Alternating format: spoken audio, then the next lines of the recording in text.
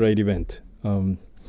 I am a practicing comparative zoologist and paleontologist, as was referred to before, and I will present 2 case studies of work that we do that concern the first case, historical collection in our museum, and the second case will be the ongoing work that we conduct in Venezuela, doing fieldwork and collecting fossils.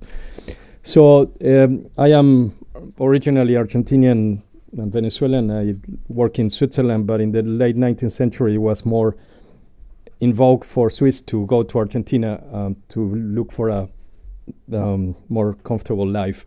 That happened to the family of Roth, who was called Gaspar Jacob Roth, and changed his name to Santiago. And he was a collector of fossils in Argentina that then sold them. He created many catalogs. He sold them to, first time to Geneva, to Carl Vogt, a well-documented person of the time, a zoologist with a really negative track record in terms of his racist views and such. But also he also made deals with people in Copenhagen, in Zurich, and one of the collections, the one we have in Zurich. He's actually a local hero in Argentina, and one of the people who really pioneer work that continues to this day. So the collections are quite rich. We have hundreds of specimens of megafauna that became extinct not so long ago. It's Pleistocene, the last 2 million years, and including animals that humans dealt with. And actually recently we had obtained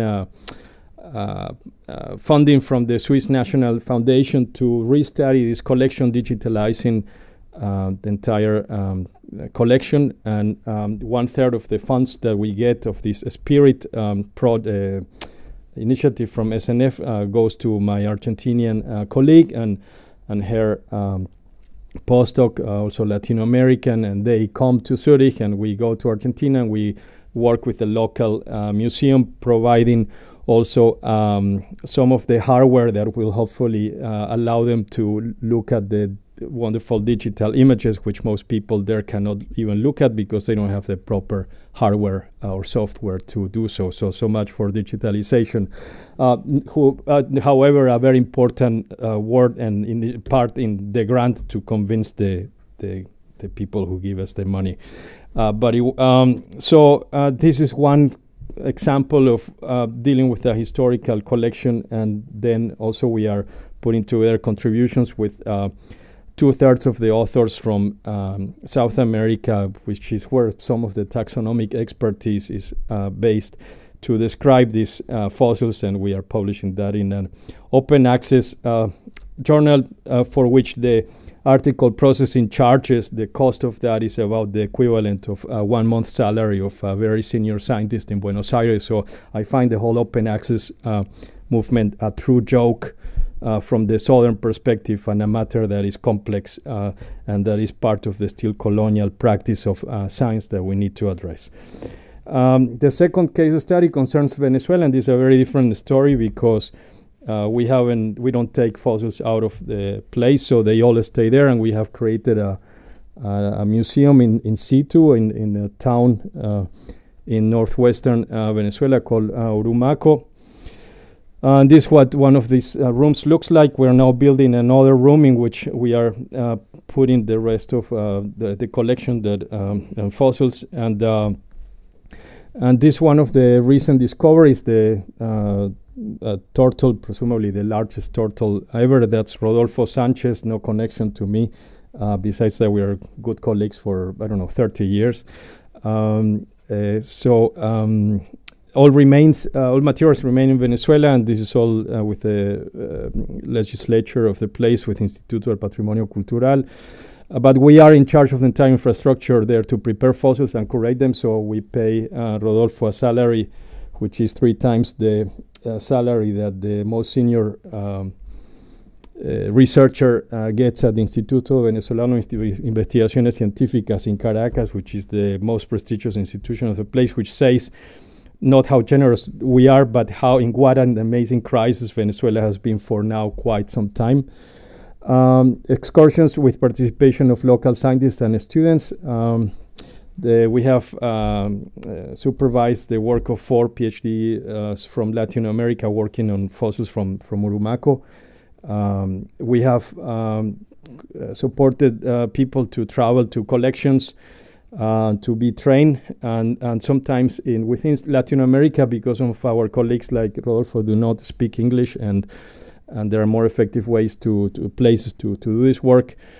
We're currently funding a master's student in Chile, and then we found a local journal which is open access, but without any article processing charges. So then one Venezuelan, he did his PhD, and then he became my right hand, so to speak, in the work in Urumaco, and he's really a wonderful colleague, and but he got all his former education in Venezuela, so it was very cheap for us in Switzerland to get him. So is this positive training, or is this brain drainage, of which I'm another example? Tomas, if I may say, another one. So here we are living in this privileged life, having gotten our public education in Latin America, and that's another issue of that it's very difficult. And at this point of my life, I'm questioning to the extent to which I want to bring Latin Americans to Switzerland, because of course, who wants to leave Switzerland after you live in this gold cage? That throws fundamental questions to me. So I'm now trying to change the strategy and invest in more in there and so on. But I think I didn't keep track of time, so probably it's okay.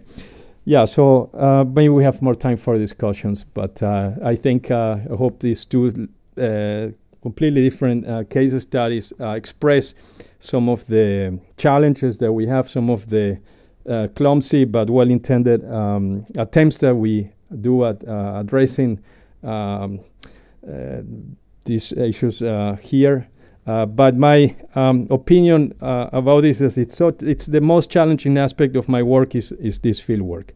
And I think of a novel by Nick Hornby called How to Be Good, in which he's dealing with things, inequalities that we have in society. And if one were to be correct in the way, fair in our dealings, then I would have to, I don't know, send 3/4 of my salary to my colleagues in Venezuela. That would be really the fair thing to do. So at what point am I a good person? At what point am I an idiot?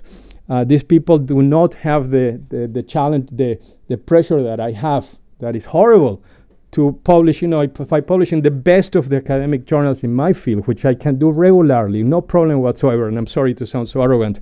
It's not enough, because now I have to publish in the fancy journals. And recently a student of mine just published a paper in Nature Communication, for which we had so much good press last year, but I had to pay $8,000 to this stupid company to get that paper there. And if I hadn't published in Nature Communications, my student wouldn't have the fame and the credit that he got there. That's the thing that needs to be addressed by natural history collections and museums and so on. The whole academic system should be questioned. And what you guys are talking about here is one, what we are talking about here is one of the many points, but it's a fundamental one. And for the opportunity to contribute to this discussion, I can only thank you very much. Thanks.